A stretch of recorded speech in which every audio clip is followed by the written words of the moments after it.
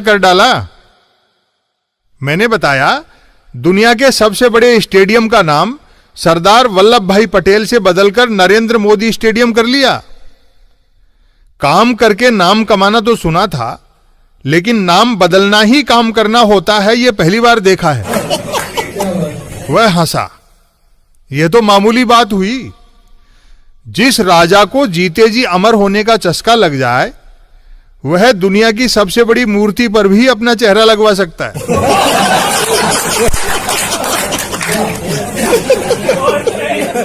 वैसे राजा भी मौके का फायदा क्यों नहीं उठाए जब उसकी प्रजा ऐसे खटकर्म को ही असली बदलाव समझती हो। मैंने जिज्ञासा प्रकट की, पर एक बदलाव ऐसा भी देखने में आ रहा है कि पेट्रोल डीजल की बढ़ती कीमतों पर सवाल उठाने वालों को भक्तगण आजकल पाकिस्तान चले जाने की सलाह नहीं देते। इसके पीछे क्या शास्त्र है? कबीर ने मुस्कुराते हुए कहा, डियर, इसके पीछे शास्त्र नहीं अर्थशास्त्र है। भक्त जानते हैं कि पाकिस्तान भेजने से उनके विरोधियों को फायदा हो सकता है, क्योंकि इन दिनों पाकिस्तान में पेट्रोल डीजल भारत से सस्ता है। मैंने एक विरोधाभास की तरफ इशारा किया। जो चीन हमें आंखें दिखा रहा है वही चीन हमारा सबसे बड़ा व्यापारिक साझेदार भी है। क्या गजब पाखंड है। कबीर ने ठहाका लगाया, भारतीय लोग चीनी मोबाइलों पर चीन से टक्कर लेने की बातें करते रहते हैं। यही तो आत्मनिर्भर भारत अभियान है।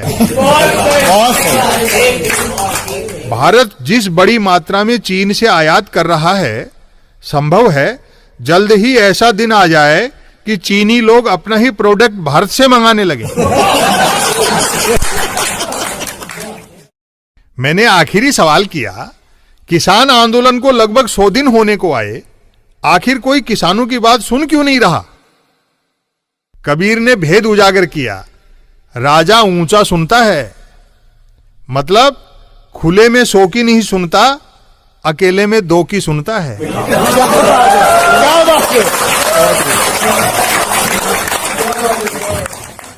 मैंने पूछा, कृषि कानूनों को लेकर जब मंत्रियों से बात नहीं बन पा रही है तो किसानों से खुद प्रधानमंत्री बात क्यों नहीं करते? वह तो बोलते भी खुलकर हैं, यानी 5 मिनट की ही बात हो तब भी 1 घंटा 5 मिनट से कम नहीं लेते। उसने 2 टूक कहा, ना, किसानों से प्रधानमंत्री बात नहीं कर सकते, क्योंकि किसान मीटिंग में अपने साथ प्रसून जोशी या अक्षय कुमार को नहीं ले जाते।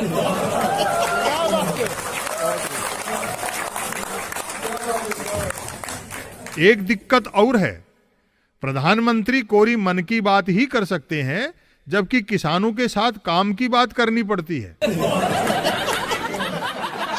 मैंने शिकायत की, राजस्थान भाजपा के एक विधायक मदन दिलावर ने बिना मौका मुआयना किए ही कह दिया कि आंदोलनकारी किसान चिकन बिरयानी खाते हुए पिकनिक मना रहे हैं। लगता है भाजपाइयों में दूरदृष्टि नहीं है। उसने ठहाका लगाते हुए कहा, बयान स्थल से आंदोलन स्थल 300-400 किलोमीटर तो होगा। विधायक ने घर बैठे वहां का सब हाल देख लिया और तुम कह रहे हो कि भाजपाइयों में दूरदृष्टि नहीं है। मैं राष्ट्रीय से अंतर्राष्ट्रीय मसले पर आया। ट्रंप के अनुयायियों ने जनमत की अवहेलना करके अपनी ही संसद पर चढ़ाई कर दी।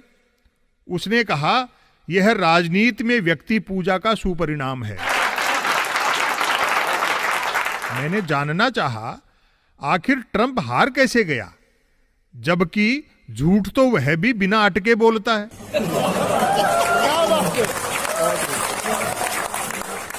मित्र ने ट्रंप की हार के कारण बताए। ट्रंप को हमारे पैटर्न से प्रेरणा लेनी चाहिए थी। संस्थाओं और मीडिया को काबू में करने से ही लोकतंत्र काबू में आता है।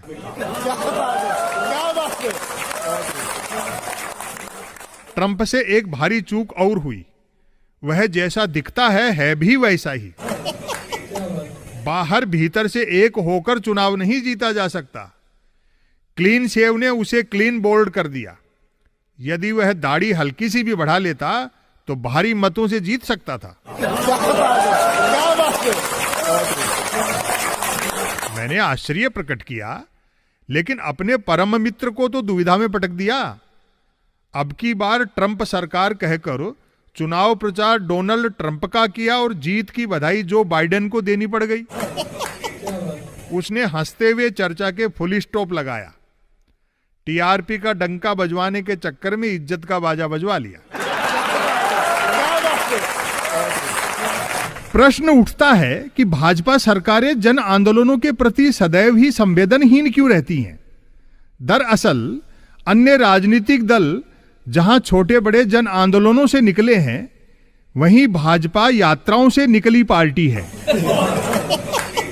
रथ यात्रा, कलश यात्रा, पद यात्रा, अंतिम यात्रा में पद यात्रा।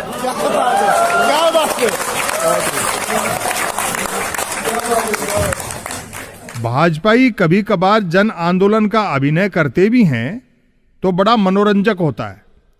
जैसे पेट्रोल के बढ़े दामों का विरोध करना हो तो मोटरसाइकिल रैली निकालेंगे।